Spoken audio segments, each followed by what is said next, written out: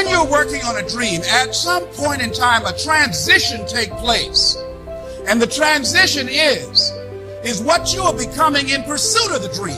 Because even if you don't get the dream, you become such a strong and powerful person. It will so change your life, you can look at something else and say, well, I think I'll go do this then. Because you've now developed yourself in such confidence and such competence in how to deal in the arena of life that you can move into another area and not miss a beat.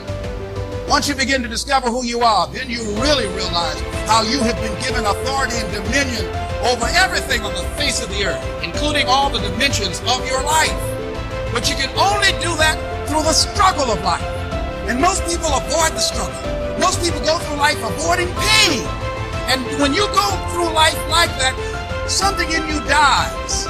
Something in you that you never activate is lying dormant in there, that you never get a chance to call on because you have not challenged yourself. Somebody said, the land of familiarity belongs to the dead. That most people like to feel like they're a king in the area of their comfort zone. They only want to do those things that they know how to do well. Osborne said, unless you attempt to do something beyond that which you've already mastered, you will never grow.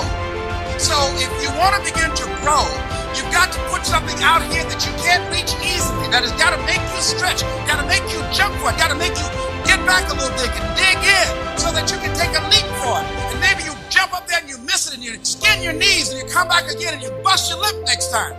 But you keep on, and through that process, you learn how to leap higher. You start challenging yourself to dig deeper, and then you discover some things about you that you don't know right now. Some talents that you have in you that you didn't know that you can do.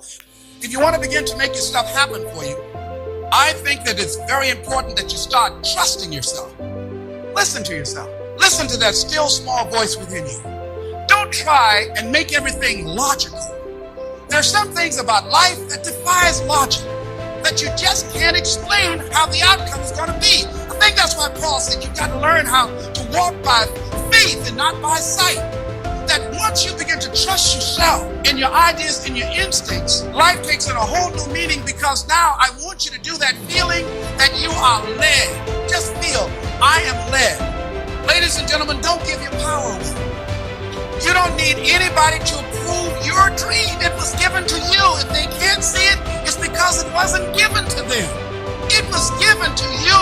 Hold it, nourish it, cultivate it, work on it. It's yours. It's your baby. Work on it until it comes into fruition. I gave away my power and I said, I'm not going to do that no more. Here's something else for those who make it today. Do what you know is right. Treat people like you want to be treated. Don't try and take any shortcuts. Don't try and cheat.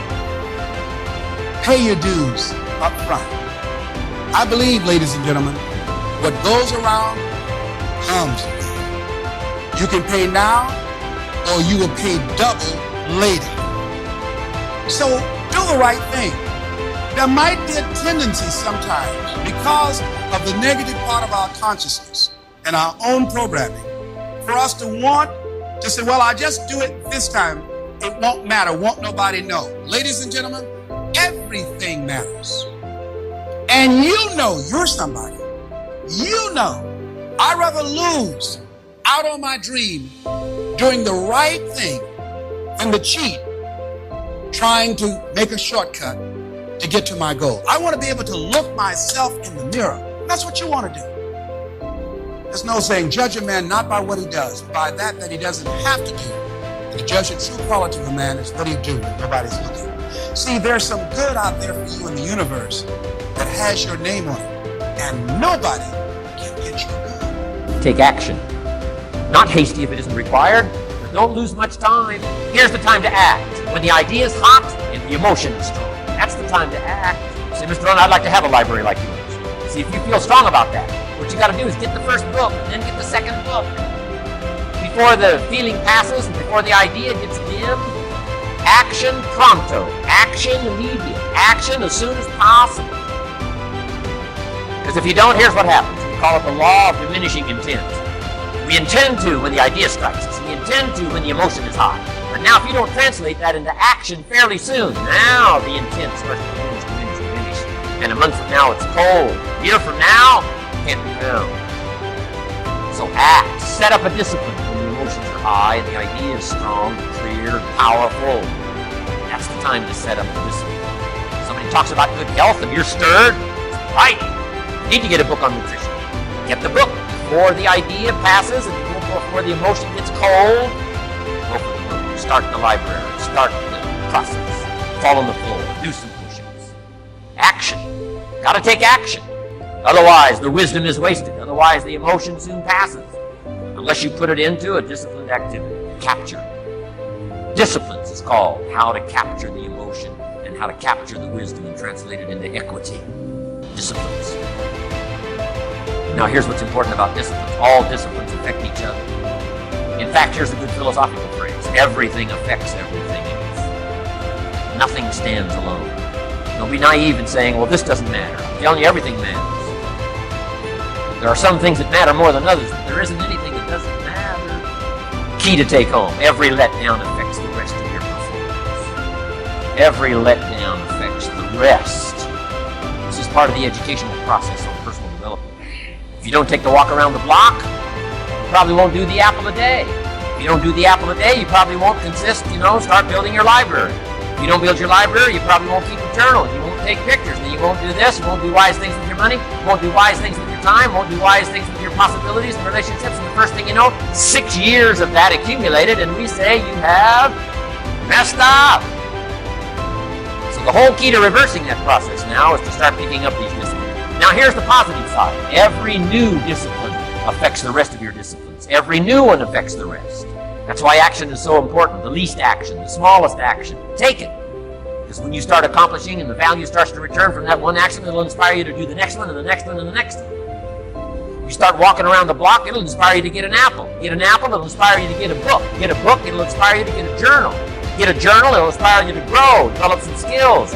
All disciplines affect each other. Every lack affects the rest. Every new affects the rest. The key is to diminish the lack and set up the new. And you've started a whole new life process. Also, one more thought on discipline. Here's the greatest value of discipline. Self-worth, self-esteem.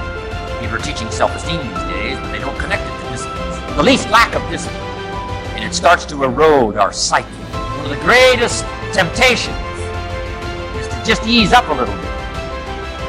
Right? The slightest lack of doing your best starts to erode the psyche. Instead of doing your best, doing just a little less than your best. Sure enough, you say, well, it's just going to affect my sales. No, it's going to affect your consciousness. It's going to affect your philosophy. Now you've begun in the slightest way to affect your own philosophy. Here's the problem with the least neglect. Neglect starts as an infection. And if you don't take care of it, it becomes a disease. And one neglect leads to another.